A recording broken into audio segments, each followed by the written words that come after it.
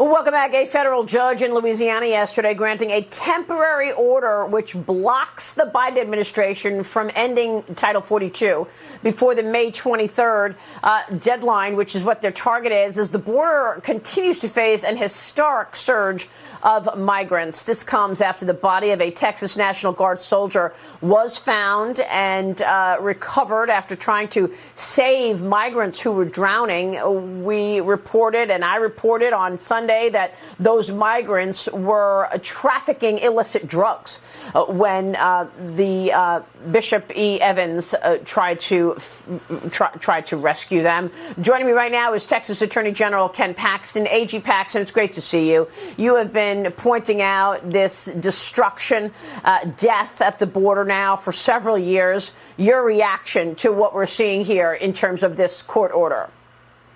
Well, look, I'm excited because this is one of the programs that actually has worked under the Trump administration. They've kept it in place. The numbers are staggering what they've already been with the Biden administration. If you take Title 42 away, we know those numbers are going to dramatically increase, and we're going to see numbers crossing the border like we've never seen before. And that means a lot of bad things for Texas. That means a lot of bad things for the country. Yeah, and, you know, we know that under the Trump administration, apprehensions were at a 20-year low. Because of all of those programs that President Trump put in place. And yet the White House continues to say otherwise. It's really incredible what White House Press Secretary Jen Psaki said yesterday. She's actually blaming President Trump for the ongoing problems at the border. Listen to this. Got to get your reaction. The former president invested billions of dollars in a border wall that was never going to work or be effective, instead of working towards comprehensive immigration reform. As part of the president's proposal he put forward on his first day in office, he proposed investing in smarter security at the border, something he'd be happy to work with governors on. And certainly we're open to having that conversation whenever they're ready to do that. AG, really no words. Your reaction? Well, look, first of all, what they're doing is illegal. They were appropriated funds to build the wall, and they've basically squandered those funds. Second, clearly she has never talked to Border Security, Border Patrol, the people that actually do the job of protecting America. They are the ones that encouraged the building of the wall. I've talked to them many times. You have too. And they know that that wall will help them be more safe. That'll help the country be more safe. So what she is saying is absolutely false, and pretty sad that she's willing to come out and say something that's so untrue. Yeah, it is sad. We're looking at a graphic right here of the number of illegal migrants crossing under President Biden is exceeding the population of major cities. OK, you're talking about 2 million people apprehended, you know, more than the population of Austin, population of San Francisco, Seattle, Atlanta, Miami. And the administration blows off court orders time and time again, from the mask mandates to the border. Today, the Supreme Court is going to be hearing arguments on the Biden administration's plan to end the Remain in Mexico policy. Your governor, Greg Abbott, was with me on Sunday, and I asked him if the administration has been ignoring the court orders to reinstate Remain in Mexico. I want to get your take on how you see it, but first here's Greg Abbott. Watch.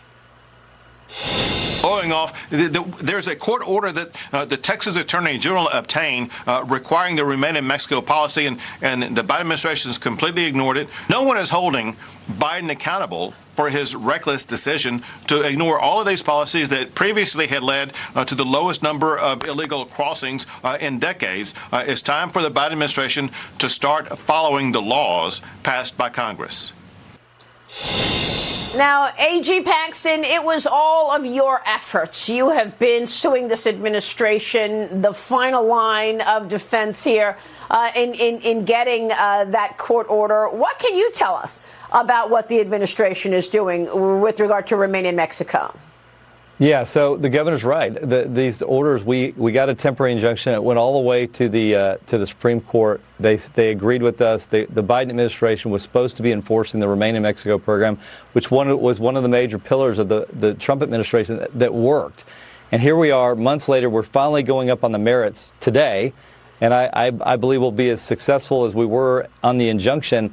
And if the court orders the same thing they did earlier, It's going to be a question of whether the Biden administration cares about following federal law, whether they're going to follow a court order and ignore two branches of government. If they don't follow what the court says, which I'm very optimistic about what they're going to say when they come down with the ruling, if the Biden administration ignores that court order, I mean, we basically have a constitutional crisis where we have a president that's operating as an independent branch of government and not accountable to anybody in this country. Yeah, I mean, even as there is serious death and destruction, which the administration has not acknowledged. I mean, border agents told me 19 people drowned in the month of March. Of course, we're all mourning the Sergeant Soldier Bishop, who drowned trying to save migrants. And then there's all of those illicit drugs coming in, the fentanyl killing 100,000 people last year in America. Yeah, thousands of people are dying. This administration basically has a tacit agreement with the cartels.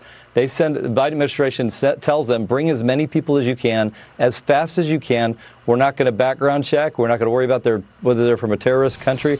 We're not going to worry about drugs. Just get them here, and we'll trade American lives.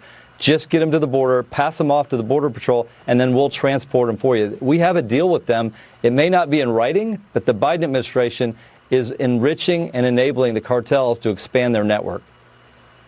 And when I was with you at the border last year, the border agents told me these drug cartels are making $100 million a week on smuggling of humans. That's not even including the drugs. This is absolutely extraordinary. Ken Paxton, thanks very much for all of your efforts. I know that you are working morning, noon, and night on this. Thank you, sir.